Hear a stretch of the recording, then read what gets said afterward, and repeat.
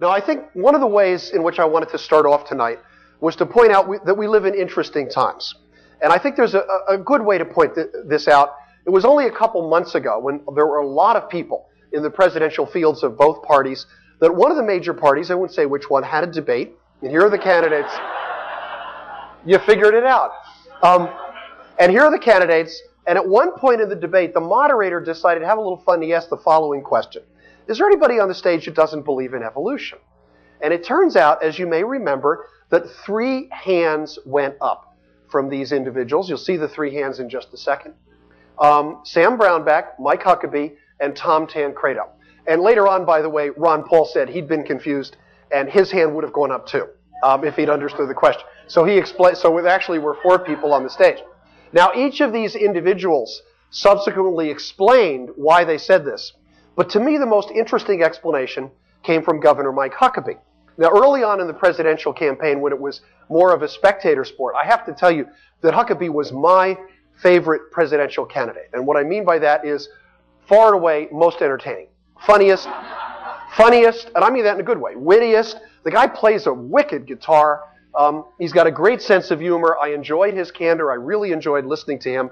And what he did when he explained himself is set right here. And as I read that, something about that explanation as to why he rejected evolution just sort of burned itself into my memory. And what it was he says, if anybody else wants to believe that they are the descendants of a primate, they are welcome to do it. But Governor Huckabee, of course, didn't believe that at all. And I thought about that for a long time. And I actually hoped during the primary campaign in my state or in New Hampshire next door that I might actually get a chance to meet Governor Huckabee. It's easy to do early on in the primaries. And if I had, I would have gone up to him. I didn't do it. But if I had, I would have said, I really enjoy you in the race. I like your candor. Please keep that great sense of humor. Your speeches are terrific. But Governor, just between you and me, I got to tell you something. Governor, you are a primate.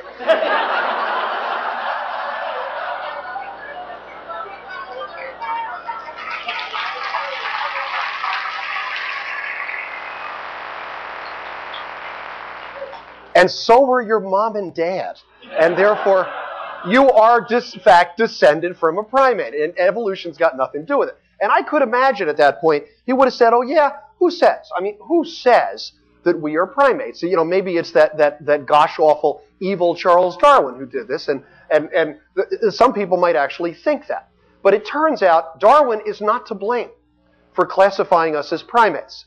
The person who classified us as primates was Linnaeus, the father of modern scientific classification, who was a creationist. And Linnaeus was such a creationist that in the frontispiece of his book, he wrote, Deus creavit Linnaeus disposui. And that means God creates, but Linnaeus arranges. That's what he saw for his job in nature. And here's a nice picture of Linnaeus here. Now, just in case you doubt me on this, I went to the rare book collection at my school's library, and we got a copy of an original Linnaeus, and I scanned it so you can see it. Here it is right here. And here is his classification of primates, primates, and you can see the very first genus he mentions is Homo. That's us. So there is documentation that, in fact, it's Linnaeus, a creationist, who says we are primates. It has nothing to do with evolution. It is simply a biological fact. Now, the interesting thing about the whole evolution business is that evolution really has been a nationwide controversy in this country for years. Time magazine, about 2 years ago, did a really informative cover story on this called The Evolution Wars. And in there, they pointed out how many Americans reject the theory of evolution. In many surveys, most of them. They pointed out that our president has spoken out on this issue, not always helpfully, from the point of view of many of us in science and in education. Although, look closely at that. Joe Levine, my co-author, and I, we got such a kick out of seeing which biology textbook they had superimposed President Bush's face on. And that is in fact our book. And we're always looking for new cover art. And I was thinking, the next time your state has a statewide adoption, that might be a winner. So you may see that at some point in the future. But just to illustrate the scale of what I'm talking about, I have actually testified in federal trials on evolution in the last couple of years in two states, in Georgia and Pennsylvania. In 2006, state elections turned on the issue of evolution in two other states, and those states were Ohio and Kansas. And it was the State Board of Education elections where evolution was the issue, pardon me, in both of these states. Now you might wonder, what does a state election look like where the campaign revolves around the issue of evolution? So I figured I'd show you. This is a headline from the largest newspaper in Ohio, the Plain Dealer, about 10 days before the elections in '06. And you can see it says, normally low-profile contest in Spotlight. This was the contest for state board. And because it's a Cleveland paper, they talked about the contest for the seat there. And it was between the incumbent, the leader of the anti-evolution forces on the board, a marketing professor from the University of Akron named Deborah Owens Fink, and her opponent, a fellow with the very memorable name of Tom Sawyer. And Sawyer was unabashedly pro-evolution and pro-science. Now, what did the discourse in this race look like? Here's what a radio talk show host told his audience in Cleveland that this election boiled down to. What he said was, if you believe in God, creation, and true science, vote for Debbie. If you believe in evolution, abortion, and sin, vote for her opponent. Now, you've probably seen a lot of analyses of the last election, breaking down the vote by gender, by class, by race. I've never seen one that broke down the sin vote. So you might like to see how that turned out in Ohio. And it turns out that pro-evolution candidates swept the slate in Ohio and took control of the Ohio Board of Education. Something very similar happened in the state of Kansas. And what I tell my colleagues in the scientific community is never to despair of democracy. If we take the case for science to the American people, they will make the choice, and they'll make the right choice. But we actually have to do the hard work of getting out of the laboratory and getting out of the field station of the classroom and making clear what science is all about. Now, the interesting thing in all of this, as many of you know, is that evolution has been opposed in recent years by a concept called intelligent design. And the advocates of intelligent design say that the scientific community is closed-minded and will not deal with this new idea. So they have to have special help. And let me show you what I mean by this. They claim basically that intelligent design is this brand new idea. They overlook the fact that scientific communities deal with novel scientific claims all the time. So what do you do when you have that new idea? The answer is you do research to back it up.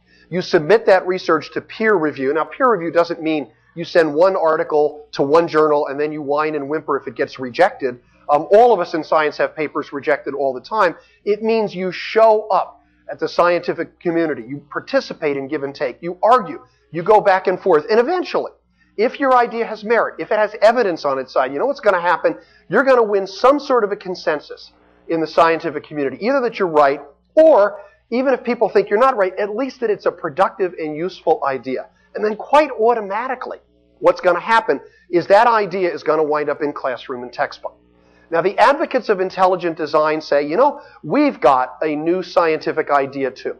And if they wanted to do exactly what I've shown here, to go through this process, I wouldn't have any objection at all. See at the cell biology meetings. See at the biochemistry meetings. Let's see your data. Let's argue about it. But their idea of how science should work is not like this. Their idea is a little bit more like this. A direct injection into classroom and textbook. And they actually seem to think that the scientific process is something that's best avoided. And to me, simply as a scientist, this is a dangerous precedent, because it essentially argues that when you have a novel scientific idea, you don't do any of that messy stuff. You simply appeal to the state legislature, the State Board of Education, and you use political leverage to get your idea in the classroom. Even if your idea is right, that's the wrong way to do science. And that's one of my great concerns about this opposition to evolution. Now, the interesting thing is even the advocates of this idea of intelligent design admit it's a scientific failure. And here's what I want to show. This is Philip Johnson. And I like, he's a retired professor of criminal law at the University of California. And I always like to tell people that intelligent design, like a lot of bad ideas, came out of the Berkeley campus. And that infected the rest of the country. And Johnson, who is a professor at Berkeley, admitted just about a year ago, he said, you know, I don't think there is. And Philip Johnson, I should add, is the intellectual godfather. No one would argue with this of the intelligent design movement.